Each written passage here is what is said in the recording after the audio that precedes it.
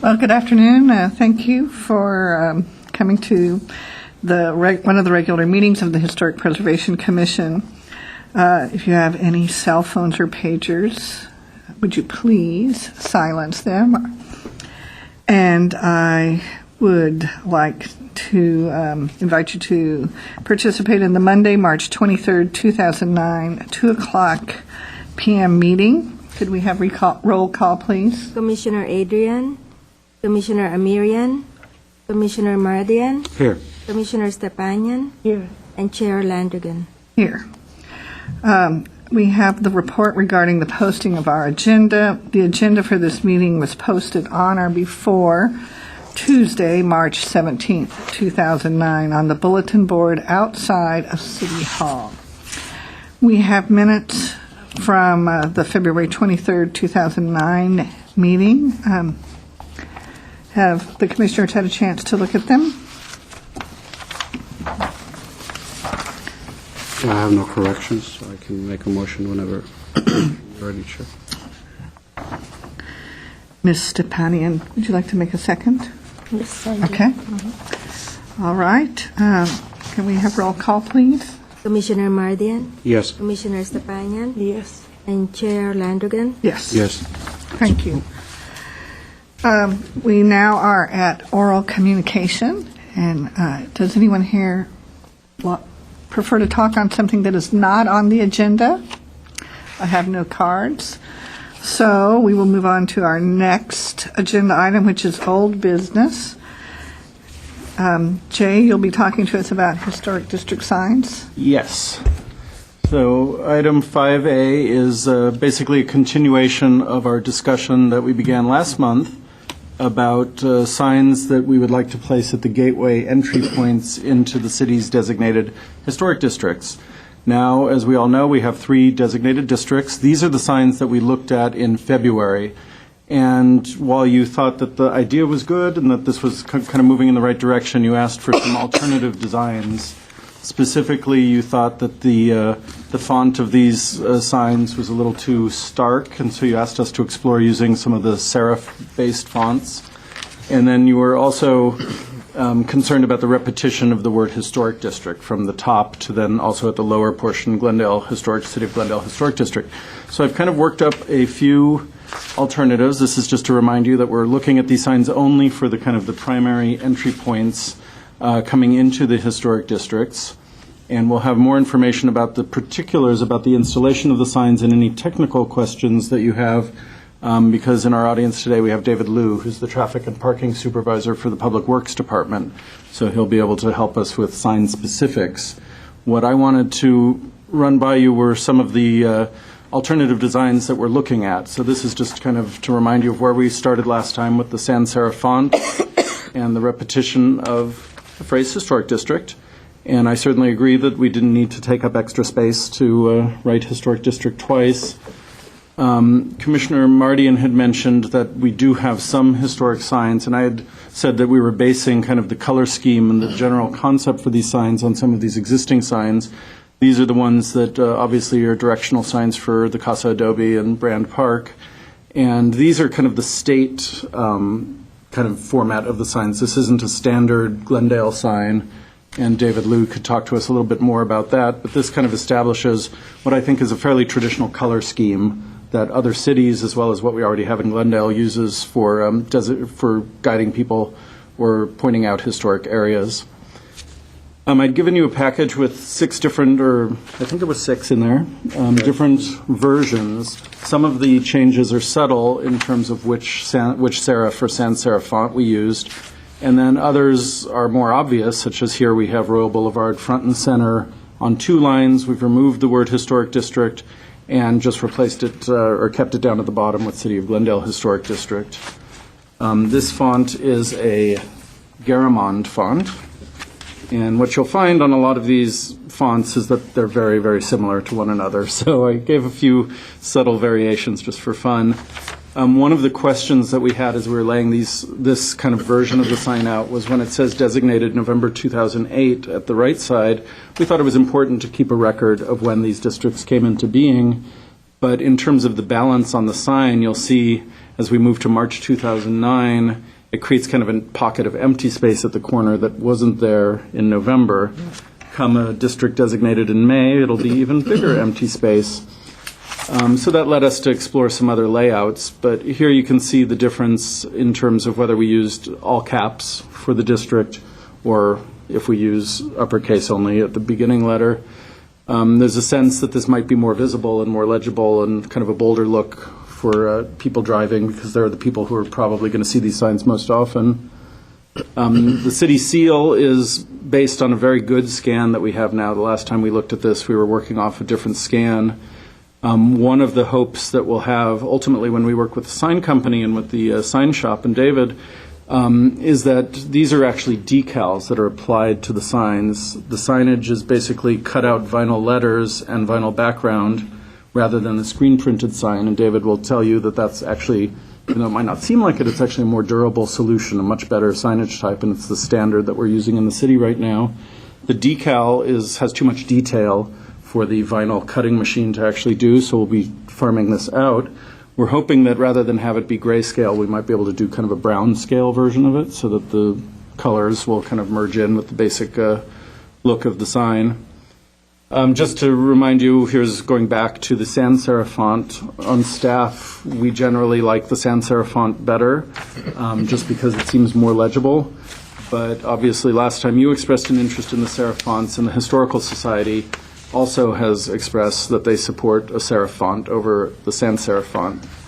So those are three alternatives, all with this kind of central axis city seal in the center of the sign.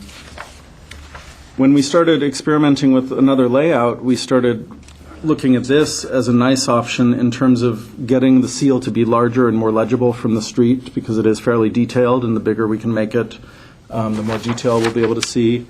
And then this also solved the problem of having the kind of imbalance on the side, where the City of Glendale Historic District designated 2000 whatever is going to read as kind of a block that's going to be very consistent from sign to sign over the years. An alternative to this, there was some talk when I was discussing this with the president of the Glendale Historical Society, that they thought maybe you would want to consider having the month of designation included so that we had a record of that kind of progress.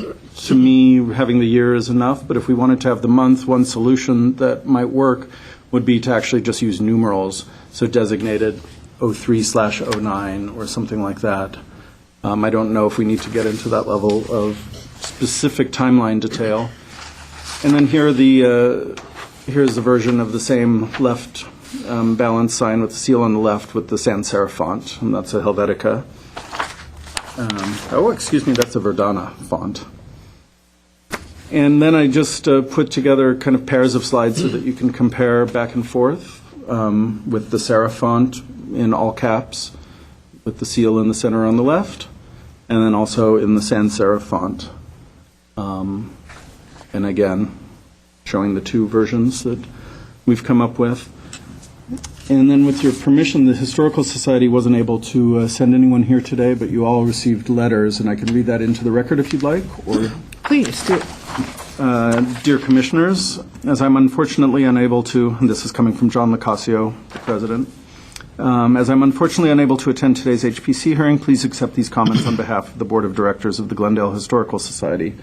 The Board wishes to commend Historic Preservation Planner Jay Platt for his work on the proposed signage to identify Glendale's new and future historic districts, but we believe that by designing the signs in-house, the city is missing an excellent opportunity to draw more attention to historic districts. We suggest that the city sponsor a public competition for the signage design, requesting submittals from Glendale residents with the winning design to be selected by a committee consisting of representatives from the HPC, Historical Society, and city staff. Such a competition would not only generate many interesting signage proposals, but would foster interest in historic districting and raise public awareness of the need for such protected neighborhoods in Glendale. I had a chance to talk to John Locascio about this and kind of explain the kind of technological aspect of our signs.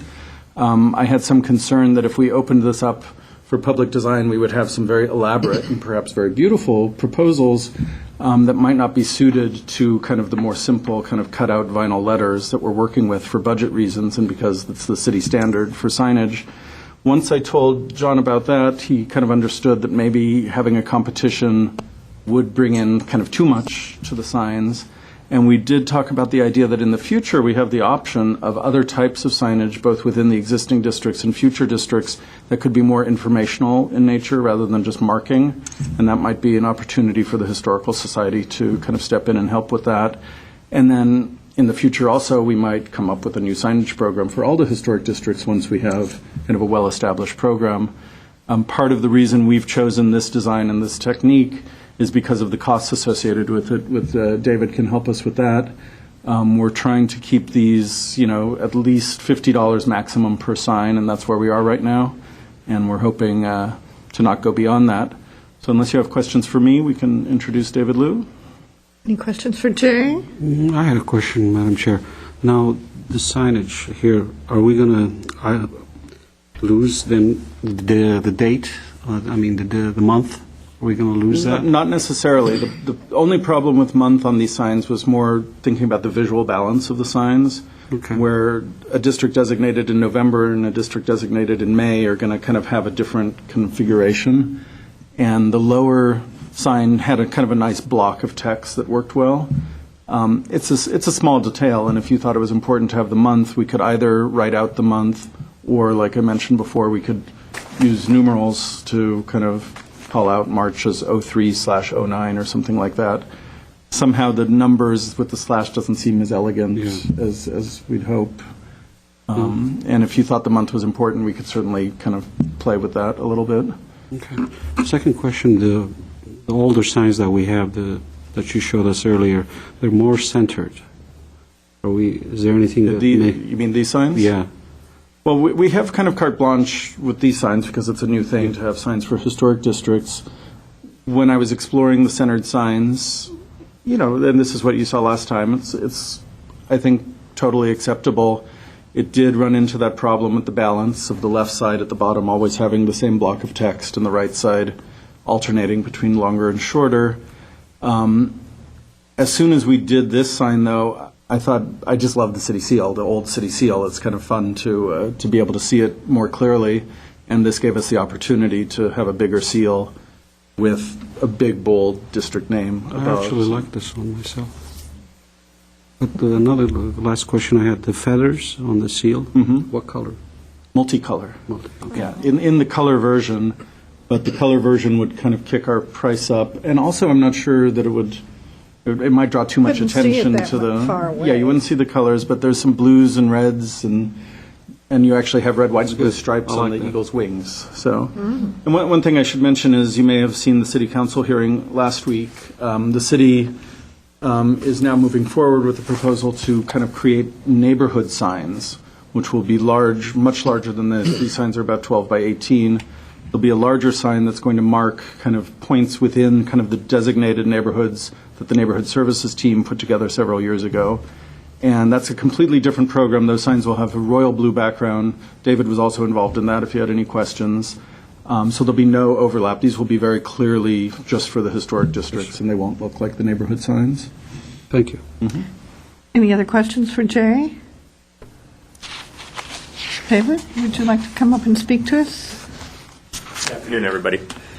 As far as the designs that Jay has presented, is there any questions regarding manufacturer design as far as color, layout, or any type of materials or anything that you have? You're using vinyl letters on Yes. top of a metallic surface. Yeah, it'll be an aluminum sign, 12 by 18 approximate, and based on the criteria Jay gave me, I sized his sign in accordance with what we were looking to do as far as the decal and the layout for the area. You don't want anything oversized, and yet you want something cost effective to get the point across for what you're looking to do. The decal in itself, that'll be outsourced. That's something beyond our capabilities, since normally we do regulatory signs. That's a special process that's done outside. So a lot of the price is based on the decal itself being outsourced, and the rest of it is monochromatic. It's standard colors, and it's similar to the other signs that you see throughout the city, the brand, the Casa Adobe signs. So the cost again comes down, sticking with standard stock colors. That's something, as Jay was mentioning, that the representatives wanted to have maybe a more broader range of designs brought in that also brings the price up. This style and these colors keep the price down low, and also it stays in the format of the historical style. May I ask you a Yes. question? If we dropped the white background and the frame around it and just used the seal in the brown and it was on the beige, would that be a problem?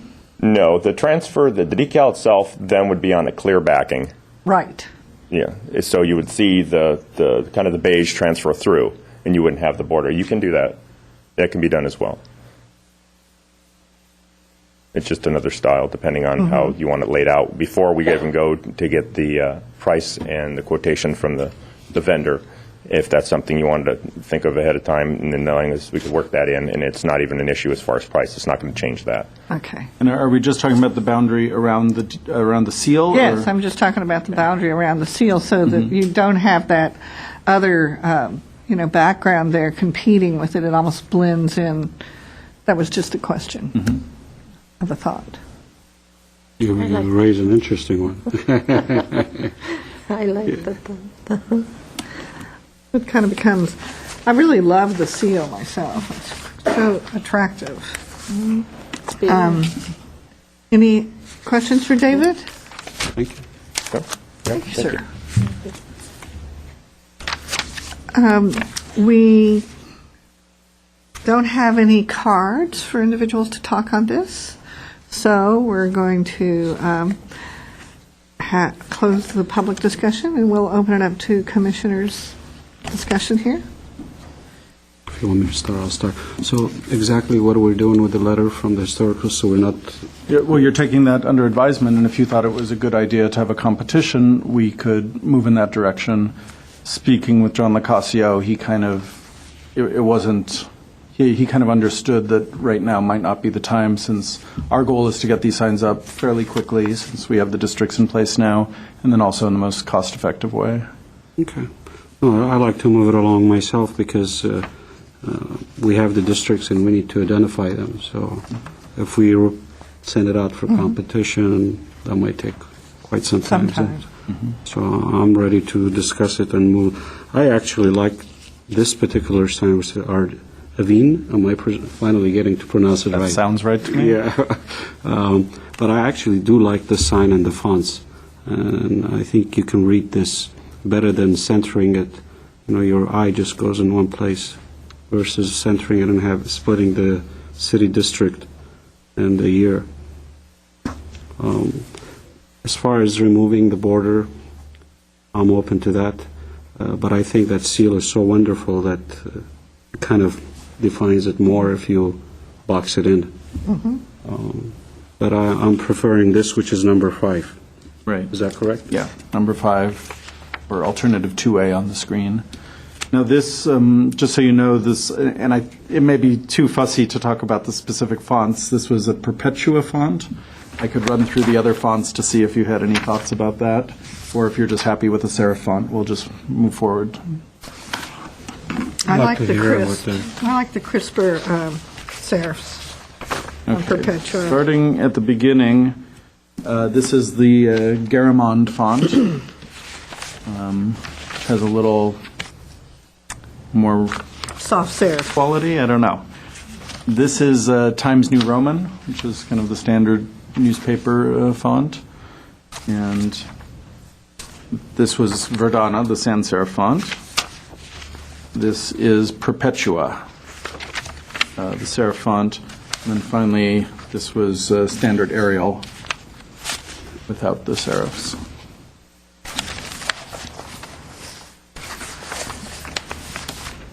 I'm done. I like the Perpetua. I like the ease better.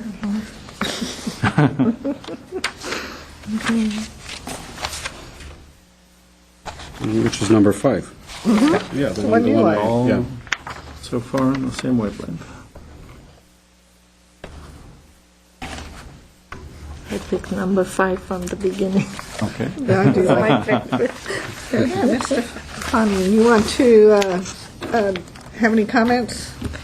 Well, I kind of like the idea you just proposed about not having the frame and having the peacock and on the sign itself. But that's open, so it's either way it will work. But I like number 5, and the lettering is fine. I like this one. I picked this one from the beginning. I agree, Jay. One thought, and maybe David could help us if you were to reopen the hearing, is would you be okay with the border in case technically Oh, yes. it became better Yeah, to? we'll be okay. Well, I'm actually thinking it may cost more if they have to die cut it or something. It was just a question. No, because I agree, it would look great. I'm concerned about placement and then also the texture. It might be shinier than the rest. It might stand out in a way that the border might kind of remove. Either one, it was just, Okay. Actually, I'm thinking back again, either way is fine, but it might make it more elegant without the that's what I was. without the thinking. border. So, Yeah, I think that would Could be do it that's without the the border. preference, and then if there's some technical issue, then we'll bring the border back. So do we want to make a recommendation to Jay and David? Yeah, this will be most likely going to City Council at some point, so it would be good for you to have a vote with a recommendation for that. if you want, maybe I'll make a motion to approve number 5 To submit to the council to the for council for approval. approval. All right? And Nice. Okay. Sapanian? All right. We have a motion on the Yes. floor. Yes, Madam Mayor, sir. I assume that comes with the comments regarding the frame and having the Yes. month indicated in something. Yes. The month, yeah. I would like the month. Oh, I'm sorry. Yeah, we should. Yeah, We can look under Roman numerals for months, but but you might have to do it on 2 lines then. The Roman. Yeah, but if we do month, we would probably But do didn't you have one with 2 months? Oh, so it was- in the early versions. You'll basically you can get a sense of what it would well, look you like. had one which says a Cottage Grove, number 3. Number 3, this one. Yeah. Yeah, we have that from the earlier. This was what got the whole issue going, where we looked at November Okay. yeah, and I see stretching the that. line out, where March and May ultimately wouldn't as much. In the design that you're on the verge of approving, you can see we'd have to either reduce the font size, which is an option but probably not ideal, or move this onto 2 lines. Well, if you moved it on 2 lines, you would recenter it anyway. Well, this is left justified to right right, now. We I don't know. could. I was thinking top to bottom, you'd recenter it in that space. We'd move this around a little bit, and we could also center this block so that the whole block was centered in relation to the seal and the edge of the sign. So the question whether we need to put the month or not. Yeah, I'd like to see the month. You can go numbers like 02, 09, or maybe. Well, I might recommend you want to give the council like 2 choices Okay.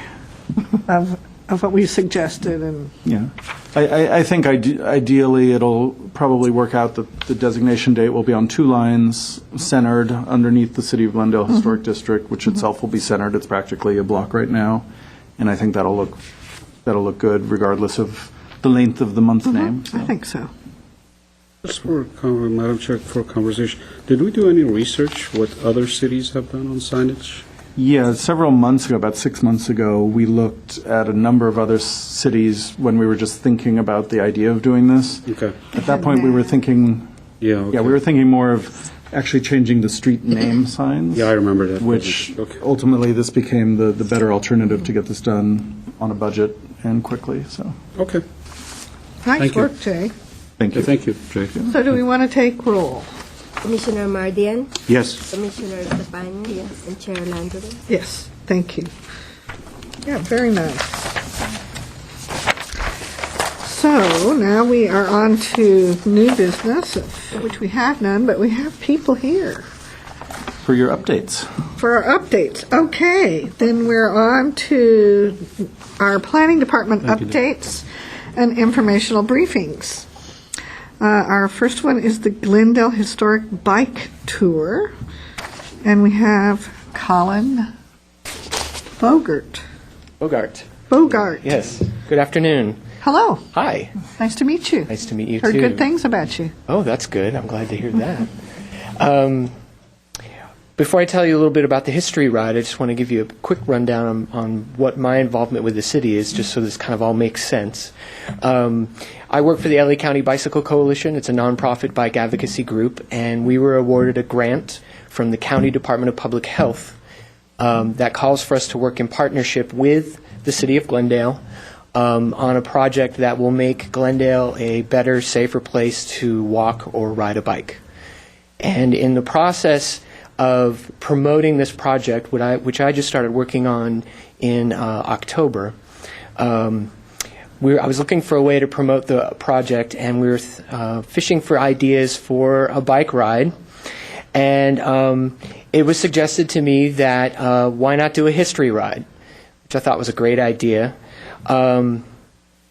And so one of the people on the stakeholder group that I'm in the process of organizing, Scott Lowe, is the person who suggested this history ride. And before I knew it, he had already given me a list of potential destinations, told me that he could get the Glendale Historical Society involved, and I just thought it was a fantastic idea. So I'm basically here to let you know about the event, and also Scott's going to tell you a little bit about it as well, because he knows more about the history of Glendale than I do. It is going to be on Saturday, April 18th. It's going to start at the Glendale Transportation Center, also known as the Historic Train Station. We're going to have people meet there at about 9:30 in the morning. We expect to ride starting at about 10 a.m.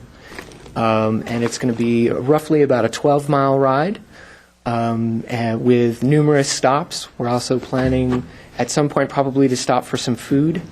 And also that same day, it's sort of a tangential to history, the Glendale Recycling Center is going to be doing a promotional event that day. We're going to stop by there as well, and everybody who's on the ride is going to have an opportunity to win a bicycle. Cool. And so if it's okay with you, I'd like to introduce Scott, who can tell you a little bit more about the historical sites that we plan to visit. Thank you. Yes, Okay. please do. Scott, welcome. Okay, hello, I'm Scott.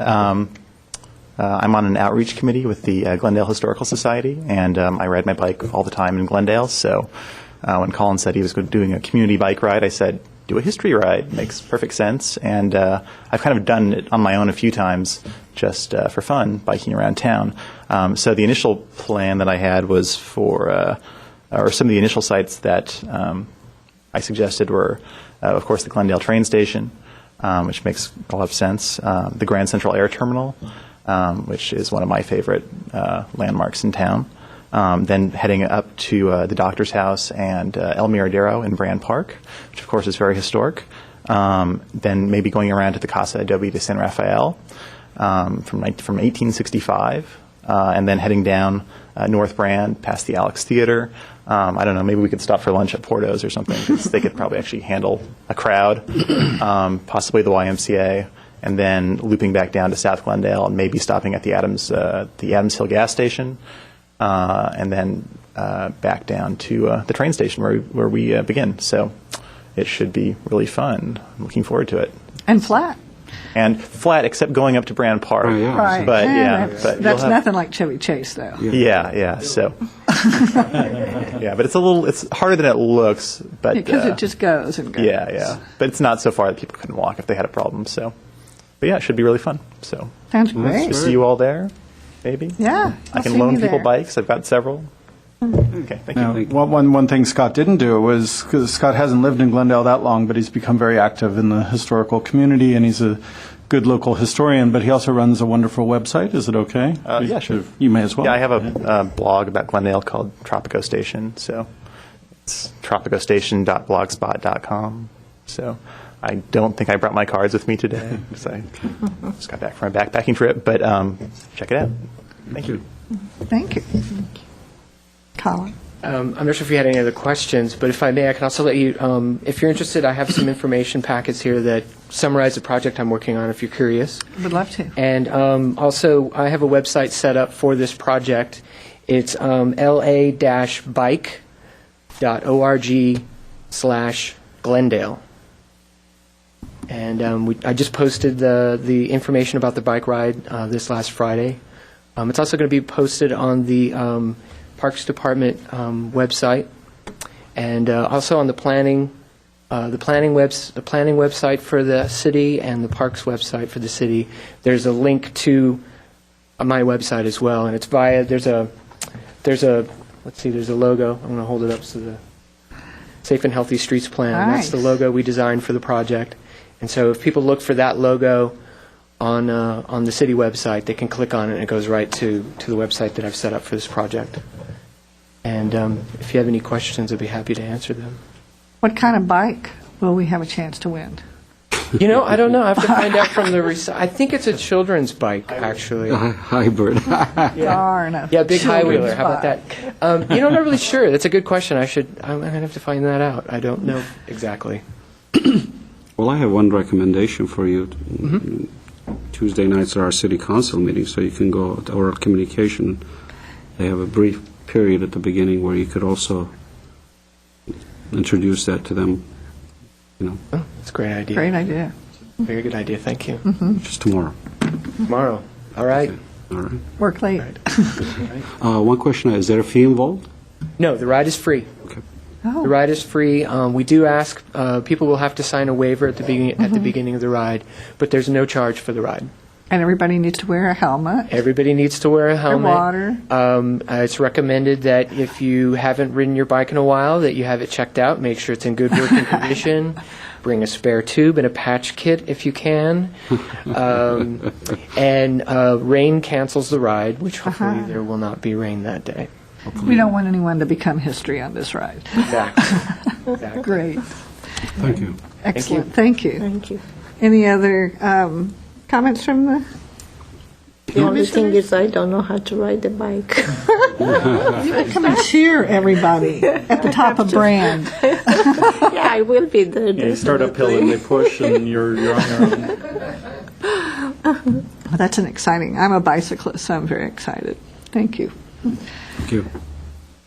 Next, we have how to use Glendale's new historic preservation webpage and CHRID, the California Historic Resource Information Database, by Mr. J. Platt And Mr. Manny and Valenzuela. Mr. Manuel. I believe when you said CHRID, you meant CRID. I meant CRID. And Manny will tell us all about CRID in just a second. We've kind of reorganized the department's preservation pages, and I just wanted to show you guys what we've got up there and what our plans are for the future. Here's the Planning Department webpage, which basically has a little bit of historic preservation information among with other issues relating to what the Planning Department is up to. So, of course, we are touting our new historic districts up front and center. And then we'll kind of keep a running log down here of new Glendale Register designations as they go through the process. And this area is kind of open. If we have announcements or anything else that we're interested in putting here, we'll be able to do that. Moving on, if you see over on the left, we have some of the main groupings of planning department sites. Preservation gets its own button, which is nice because we have a lot of information up here. What I tried to do in reorganizing this is kind of keep this front page as clean as possible and give people just enough information to know if they're looking for how to designate my house, if they're looking for information on a historic district, they'll know how to find it. And just running through a couple of the things to show you what we've got. You know, each of the pages has kind of a little introduction for people who may not be familiar with what the Glendale Register is. And then each of these links will then go on to give people the information that we've got. So here's the full list of properties on the Glendale Register. You guys are all very familiar with this list. We're current up to number 72 with Cedar Knoll. We have a couple of more designations that will be going to City Council next month, so we'll be up to 74 at that point.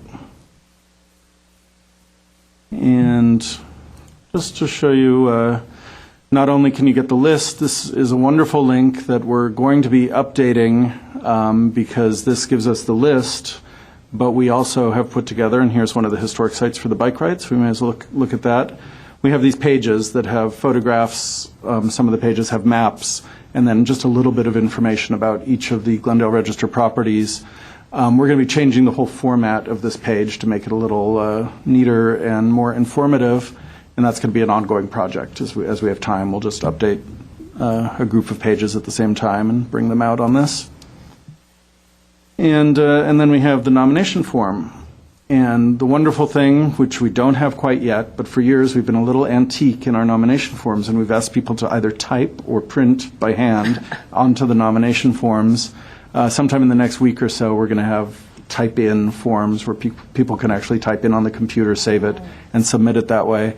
And that will be helpful with our new commitment to trying to have electronic kind of meeting agendas and information also. PDF format? PDF, yeah. So, and just to give you a couple of other examples, in the historic districts, we have information about each of the individual historic districts, including a map. And one of the main reasons we're doing this is just so we hear too often that people say, oh, I didn't know my house was designated. Oh, I didn't know Glendale did this kind of review. Not that this is going to make everyone know it, but at least it's going to be clear and easy to find. So these maps will be available for anyone who's interested in either buying into a historic district, doing work in one. Obviously, we have the design guidelines that are that have been reviewed and approved by HPC. So this is probably going to be very, very useful for people once they start working on their homes in the districts, because these are the guidelines that will help you determine whether your work is exempt from HPC review or you're going to need to come before this body to seek approval for the work in the districts. And it's all clearly broken down, hopefully, and this is very fluid, so if you or anyone in the public sees things that are either not as clear as they could be or they want more information, it's very easy for us to keep this alive and updated regularly. The other thing I wanted to show you here is just a sample, but this is kind of, a frequently asked question type page. But what we're doing with most of our documents is we're trying to start branding them. So you'll see the footer of this document is branded for Historic Preservation Commission, and we're going to try to make that as consistent as we can for the different documents that we're putting out so that there's a sense that the Commission is behind all of this work and behind the city's preservation program, and we think that's really important. You'll, of course, be interested in this because it's about you. We have a link to all of the agendas and the meeting minutes from our meetings. We have this link for information about the commissioners. If you would like, we could put a picture of the commission or individual pictures if you thought that would be fun. You'll see this is a very dry-looking site. We have no photographs, and we talk about buildings all the time. Our plan is to expand this so that we'll have a lot more visual information on here. And that will be done earlier, and then also the city is planning to upgrade the entire city website, which will give us more capacity to use the full screen and have more visuals. But basically, this just runs through what the commission does, what your qualifications are to be on the commission, and then gives email links to each of you, so if someone wanted to communicate with you. And I just realized I'm going to add a link to this so that it can be to the full group rather than to individual commissioners. And finally, we have information about the preservation element and the various ordinances that kind of give the legal backing for what the commission does and what the city's preservation program is empowered to do. And then a bunch of links to, and this is something that we hope will get more input from the community. There are a lot of other groups and sites that we could link to here. Hopefully this is going to be used by people. I think there's a lot of good information out there. We just kind of purged some of our files and shelves of some old information that the Park Service and different agencies put out that's been completely superseded by the internet. We had, lots of stuff that was pre-internet, and there's so much stuff out there now that it's really great for people to use. And as I mentioned, the database that's called CRID, for California Historic Resource Inventory Information, database, is an amazing resource because what this will do is help people know which properties in Glendale have been designated, officially designated by the city as either part of a historic district or on the Glendale Register. And it will also give people information about properties that have been surveyed, that we've just looked at and said, this looks like it might be of historic interest. We don't know right now, but further research is required. And the reason this is so important is when someone's buying a property or planning to do work on a property, this is where we often hear, I had no idea that this building was of historic importance. And this is a good way to get a head start on finding out and doing your diligence and doing the research for that. It will not be a complete resource until we have a full citywide historic resource survey, and even then, as soon as the survey's done, it's like a car depreciating. It's out of date the minute it's done. But we're going to keep this up as much as possible so that we can give everyone the information they need. Manny has been indispensable in putting together the city's part of this database. I'd like to correct you. I think it's more like a car that appreciates, because That's right, this appreciates. this yeah. appreciates. Yes, and surveys are always valuable, but So we, can I ask a question? Good. So we have a link to the Craftsman Survey. Is that the one That's we okay. did? Okay. yeah. Absolutely. Good afternoon, Commissioners. Manuel Valenzuela, and I'm going to lead you through CRID. And one of the great things that has happened within the last couple of months is we've updated this intro page, so we have some of our register properties here, and we have our historic City Hall. You were mentioning the Craftsman Survey. The public can actually look at the entire thing. They click 2007 Glendale Craftsman Survey and then search property. It's going to take forever. That's a lot of property. Yeah, show a smaller No, one. that's Actually, so small, yeah. you know what? Why don't we show our best ones eligible for the register?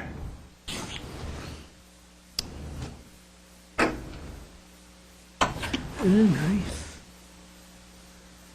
So this becomes the more technical side to the database, which will be a tremendous help for Jay, because he'll have a photo, current photo, and information of the property, and then these are the state forms. Yeah, I was going to say the DP forms.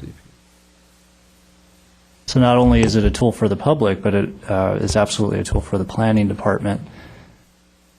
We can include it in reports. We were mentioning PDF. Well, we have this option here on CRID too.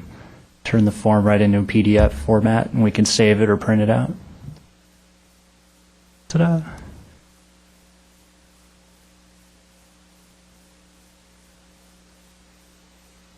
The newer surveys are going to look a lot better too, because we have higher resolution photos. As of last week, we entered in all Glendale Register properties, and we are actually halfway through the Cumberland Heights survey from 2004. So within the next couple of weeks, we'll have that survey up, and hopefully we can start on another one. And then we'll also have all of the city's surveys going back to surveys from the late 60s, but especially the ones from the 80s and 90s that the Historical Society was involved in and other groups have worked on. Those will all be added into CRID. So basically, it's going to be a running record of everything that we know about at that moment. So, Is there a link to the historic documents and documentation and substantiation to all of the historic resources that we have here? Are they included on that? Have we been asking that those be given to us in a digital format? for the register properties, that's part of the new application. We're going to be asking people, and we'll see how well it goes, but we're going to try to get everything, including photographs, on PDF format, so that one thing we're not sure, CRID is kind of a proprietary, it's a state database, and the actual webmaster who's managing the database uses proprietary software that they put together for the state. So at this point, we're kind of limited in how much information and how the kind of the homepage looks. Right now, we're exploring working with the IS team here in Glendale and then possibly looking into a grant where we might be able to retain the company that does this so that we can create kind of a Glendale homepage that's exactly what we want rather than using the state format. And once we have that, we'll be bringing it to you to make sure that everyone kind of sees it and have many minds thinking about it and looking at it. And I think that's our goal right now, because that will be the public's number one kind of interface with finding this information. And it's incredibly, I think you saw with Manny just flipping through things so quickly, it's really powerful. There's a lot of information that's quickly accessible. So, Manny, you've been busy. you should see him. Really? Very focused. Congratulations. It's amazing. Thank you. He's done great.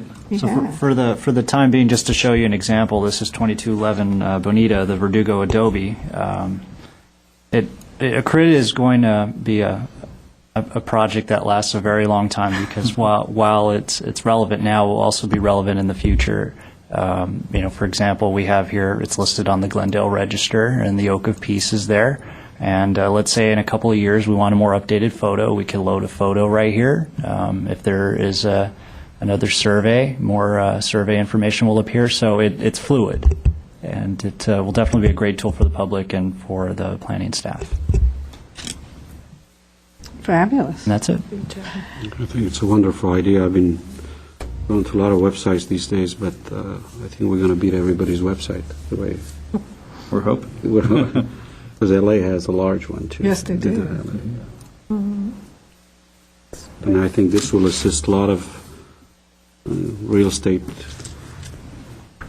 brokers and so forth for them to get the information right then and there. Mhm. Thank you for that. Great work. Any other comments from the commission? It's a convenience to a lot of people to have an access to all this information, because this is a very precious and valuable information that you entered. I got a call from a woman in Oregon who somehow, through Google, found us and found the database, and she had found a property that had a certain unique look. It was a Craftsman house up in Oregon, and she saw one on Crid that actually looked very much like this property. So she was hoping to get more information about it. As with most of our houses, we didn't know who the architect was or have very specific information. But I was happy to know that up in Oregon they were finding us and using it. So. Fabulous. Well, thank you. We're going to move on to our next item, which is an update regarding the previous study of Kenneth Village area, and that'll be by Alan Lomas. Thank you, Ms. Flanagin. At last month's meeting, you had made reference to a study of the Kenneth Village area by Doug Sussman, who's a noted urban designer here in the Los Angeles area. And I had to confess, I had never heard of such study. So I emailed Doug and I asked him, when did you do this study? And so he responded to me last week and said he did this very short study in 1996, 13 years ago. So we're all dating ourselves, I suppose. And he said he was unfortunately unable to email me an actual, like the visual document that includes all the graphics or photographs. It was so old his computer couldn't read the old files. But he was able to send me a copy of the text and the recommendations, and so I got that on Friday. And so I haven't had a chance to read it to tell you what it says, but I did print a copy out, and I have given you a copy as well. Thank you. Well, I actually, and somewhere in my many files, might have the original one. I would love to see the original if you can. If I do, I will. If I come across it, I'm not going to go look for it specifically, because if I come across it, I'm more than happy to share it with the city, because it has some beautiful little drawings in it. As if it's from Doug, I'm sure it has is. beautiful It's very, drawings. So very, heartbreaking. Nice. I'm glad you found it. Well, we can thank Doug Sussman for still having something in his archives that he can email around. Now, what's the status of this? I mean, we just did the report, and I'm actually not sure what the status was, if any of these recommendations were implemented. Doug suggested that at this point it's probably not relevant. It's 13 years have gone by, but something we'll still be looking into to find out what happened with this report. okay. But in any event, we found it. We just don't know what it means at this point. Well, thank you, Alan. And now we have an update on the Glendale History Drive and their kickoff event at the library. 2 Saturdays ago, I participated with a lot of city staff, especially library staff, in the kickoff for the History Drive. What we didn't get in huge numbers of people coming in, we got in the quality of the material that came in, because a few people brought in some really wonderful stuff, including Scott Lowe, who you met, brought in some very cool postcard set that he'd found on eBay. A local resident, Mr. Meyer, brought in a box full of stuff, and that was one of several boxes he has at home. It was so much information that we couldn't scan every picture and look at it all. So he's actually going to be meeting with with the library staff, and he's bringing his great aunt, who's I think 89, who remembers everything that happened, and they're going to go through page by page and really let everyone know what's there, and then we can pull out what's important. So I think the important thing is to just remind everyone that this is an ongoing history drive. It wasn't a one-day event, and the library is kind of looking for the residents of Glendale who've either lived here forever or lived here just a short time to share information about the time they've spent here, about their families, about the work they've done here, about their homes, and everything that's happened is of potential interest, and the library really wants to get more of this information. So the event was a success, but hopefully it's going to be an even greater success as it moves on. So that's all. Great. Comments? Leon Myers? Yeah. No. No. I don't think they're related. So Leon's with the library, and Yeah, all right. this is a different Meyer. I think it's wonderful. I do too. Any comments from our fellow commissioners? That's a very good idea to have that kind of meetings because, like elderlies, like you said, they have a lot of stories to tell about the city, all the history that involves, and that's a good idea to invite them over and have them. So I don't get fired, we have to credit Mayor Draymond with coming up with the idea. Yeah. So definitely his project. It was a great idea. Well, how old is, 30 years? 30, What's that? 30 years? Would they take something within 30? I think they're looking at even more recent things. Really? Yeah, and Frank Quintero said he had a lot of information about kind of the aerospace industry along San Fernando Road. Some of that's from the 70s or 80s, and that's potentially really interesting. So, we tend not to like to have too firm a cutoff date because you never know. So, but I'll let the library make that decision. Thank you. Well, that completes our planning department updates and informational briefings. Thank you. Now we are at comments from the commissioners. Madam Chair, I can make a comment. I just want to thank Jay. I had the opportunity to speak for the Armenian American Real Estate Association regarding historical districts and a few other things. And I want to thank Jay for that because he did a very good presentation. Great. And We were a good team. thank you.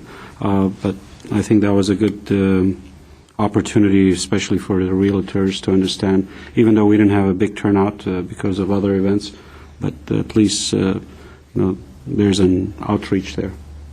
Thank you. Great work. Mrs. Stepanian? I don't really have any comments, but I thank you for your hard work that you do for everything for the city and the historical board. And thank you, Manuel. Well, I do have something here. A dear friend of mine passed away who was a great contributor to Glendale's history here. He was the historic preservation architect for the train station, Martin Eli Wild. He was also one of the founders of the LA Conservancy, and he contributed a lot to Glendale and really loved it. And I'd like to close this meeting in honor of Martin, who was a dear friend of mine. I did several projects with him and worked with him in Laverne, and just in his honor and in his commitment to historic preservation, I'd like us to close this meeting in his honor, if that would be acceptable. Sure. Thank Thank you. you. Thank you. Thank you all My very much. condolences. So, on that note, I would like to adjourn the meeting. Thank you all so much. That's you. Thank you.